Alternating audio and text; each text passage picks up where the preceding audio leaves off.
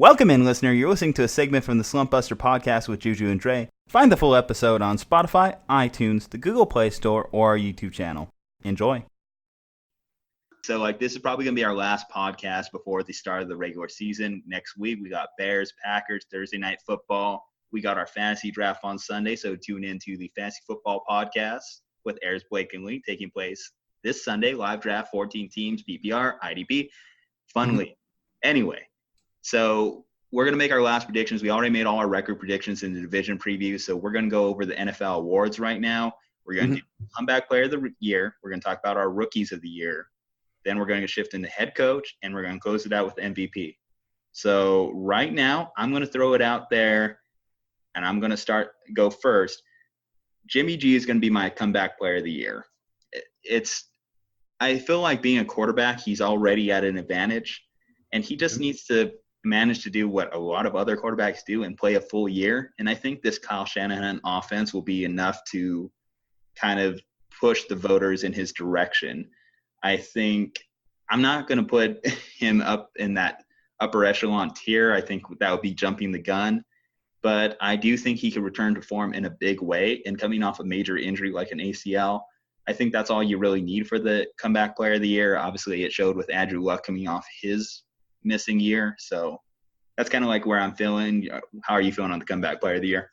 Yeah, I see the logic behind that. I think Jimmy G did not impress me, though. And granted, we talked about it a little bit, right? He's coming off injury and having to get used to things. Maybe it's a little mental thing. So I don't want to beat that drum. But I could see that, especially quarterbacks. They're the ones that tend to be looked at the most, right? And so if he can at least have a league average season, it could be potentially good for him. I'm going to go with some tight ends here. So one, I'll say possibly Delanie Walker.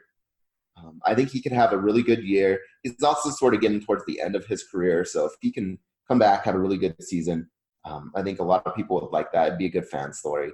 The other one, and I don't know if he qualifies or not, but does Jason Witten qualify for comeback player of the year? I guess technically we always just assume it's a guy coming back off injury, but I guess retirement could as well. The problem is Jason Witten was kind of more of a league average player when he retired. I don't know if that's necessarily going to take a step up coming off a year of not playing. Yeah. Though I will say is, Dak does like a lot of those short passes. Yeah.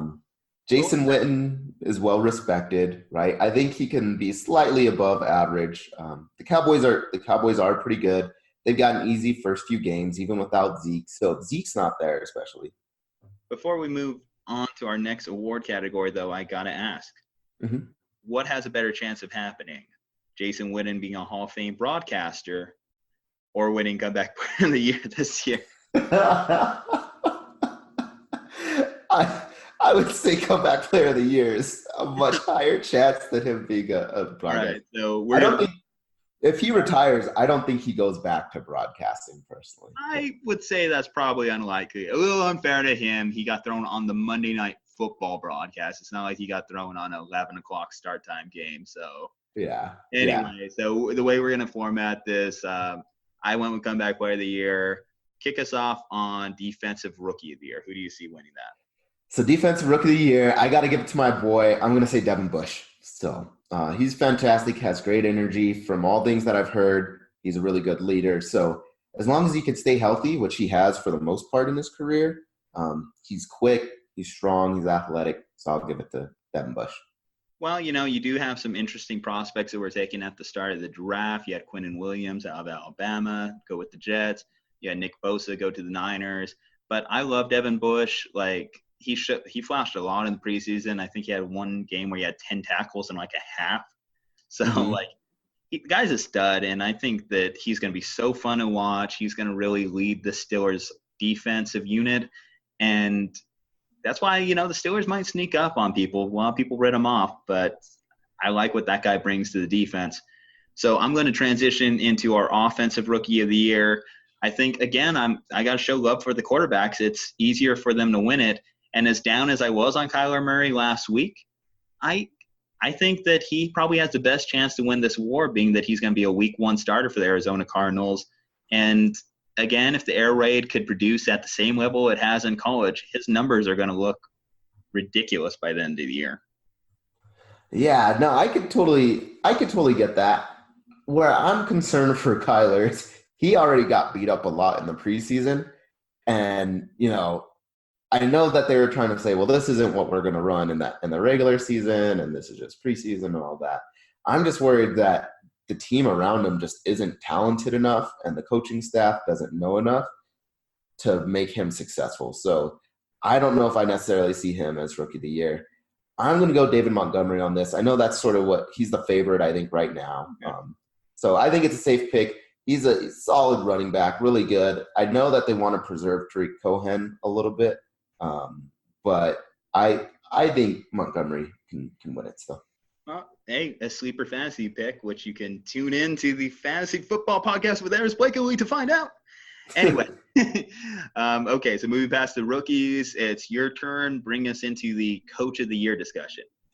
So this is somewhat tied. At least one of these picks for me is tied to who I've got for MVP.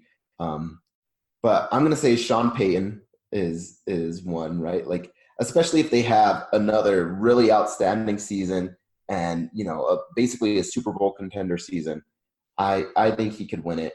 The other one, with Andrew Luck departing, if Raish can keep the team afloat and actually have like a good season, Raish, whatever it is, however you want to say it, I think he can do a decent job and possibly get Coach of the Year, as long as, like I said, if he can keep this team together and they still really perform well, even if they don't perform as well as maybe some of the other people in the AFC, I think he could still be up there for Coach of the Year.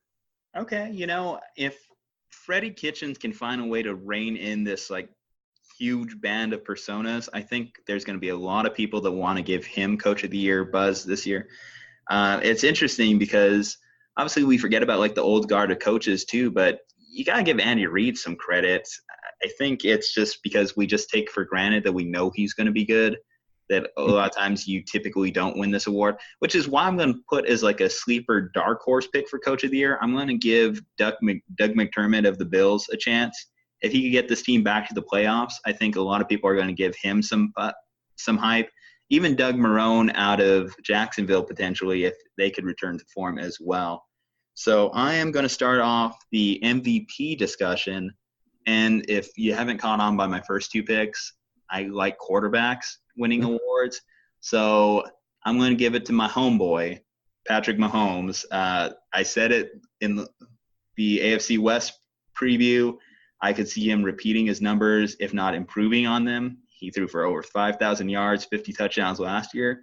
I honestly could see him producing at that same level. I mean, this Chiefs unit is just so amazing. Like, if they have all their pieces just firing on all cylinders, there's not a lot that's going to stop them. And obviously with Andrew Luck now gone, the AFC conference as a whole is theirs to lose. Yeah, and I think we already saw like Tom Brady also taking a step back, right? Even in the Super Bowl, he didn't look as sharp as he has in the past. So I wonder if Tom Brady continues to sort of decline. The Browns are good, right? Or at least everybody seems to think that they'll be good, but we still don't quite know how the chemistry is going to work over there. And so I think you're very right and spot on with Pat Mahomes. For me, my pick, though, I'm going to go with Drew Brees. So part of this is I just respect the man, right? I love the way he's played over the years. I think he can have that, like this one last super good season. Hopefully, I wouldn't be upset if Drew Brees won another Super Bowl this year. Out of all the teams, probably, right? Like, obviously, I want the Steelers to win one, but if Brees were to win it, I'd be 100% happy with that.